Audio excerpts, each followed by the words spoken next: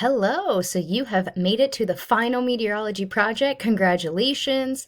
All of your hard work is going to pay off now. And this video is going to help you understand how you will take all that amazing data that you collected, turn it into graphs, and then where you will put your analysis and conclusion. So first, you will start in Canvas on the assignments.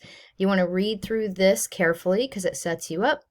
And then you're going to click where this says Final Weather Report Rubric. So you open that up and then you come to here. Okay, and again, I would spend some time looking over this. That's the rubric we will use to grade you on all of these topics below. So you can spend some time looking over that.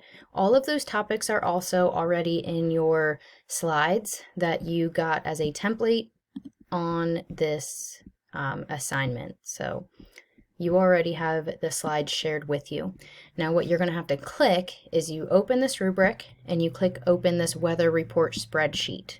Okay, so when you get to this spreadsheet, it's going to bring you to this. I would like you, when you make a copy of it, put your name and your partner's name if you have a partner and the name of your city. And then these directions kind of tell you how you will be using this and that you will copy your information from here into your final project slides. So you go to the first tab at the bottom here, and it brings you to high temperatures. So you have to go to your weather log that you've been collecting all your amazing data. Thank you for the 2 students that shared their data with me.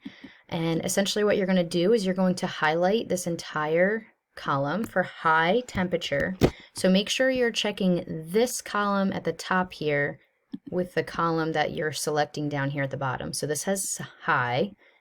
So when I'm looking at my weather log, I go to the high temperatures. I copied all of that. I come back here and I just paste it in. And we have it set up that it will already make the graph for you. Okay. About these dates, we started this project around October 20th. It's been that long, yes. But don't worry too much about the dates. I'm going to focus more on your graph and if you're able to analyze it. So you do Hershey, and then you can come back here and do the same thing for your city. You got all this data, you copy this, and again you go back to the report, and where it says your city, you can change that to your actual city name, and then you're going to put that in there as well so that you have both of your city's high temperatures in one graph.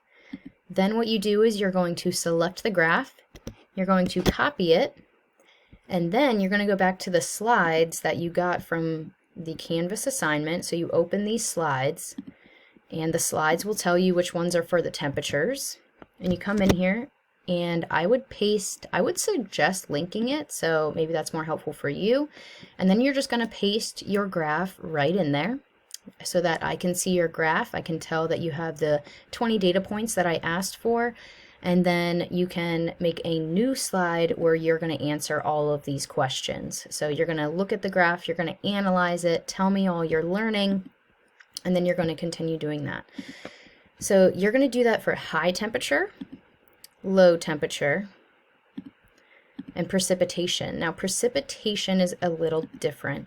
So when you were gathering your precipitation information, you were supposed to write it in inches, but I understand that precipitation was a little confusing. So I'm going to show you where you're going to get your graph from if you didn't happen to write this in inches. So these students collected it in percentages, which I totally understand, but unfortunately that's not going to give us the graph we need. So what you're going to do is you're going to go to Wonderground, okay? And when you get there, so I'm at Hershey right now. When I get to Hershey, I'm going to click History. And since we did most of this project in November, I'm going to click History, Monthly, hit Monthly, and then I'm going to change it to November. Oh, I'm sorry, I accidentally hit Daily. Okay, so we're going to be in Monthly. And we're going to choose November 2020 and click View.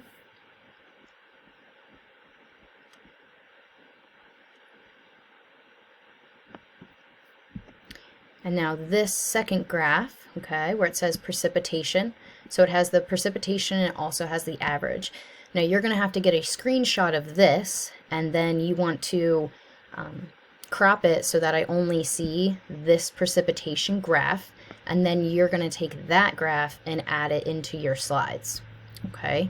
If you have any problems with any of your other data points, just let me know. But I will say, so for humidity, if you wrote percentage in all of your column here, you have to go in and actually delete the percentage.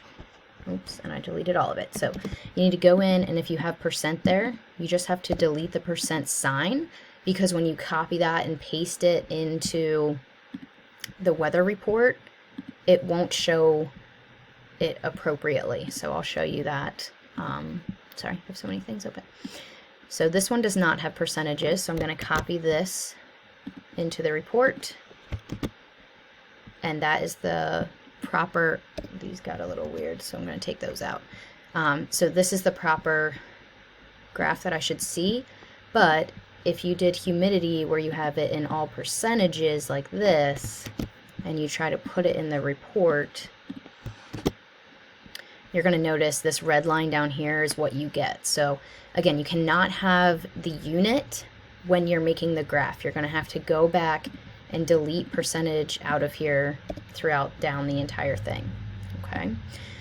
Same thing with this where it says degrees. You're going to have to take degrees out of it, and inches you're going to have to take out of it as well. So you can only put numbers.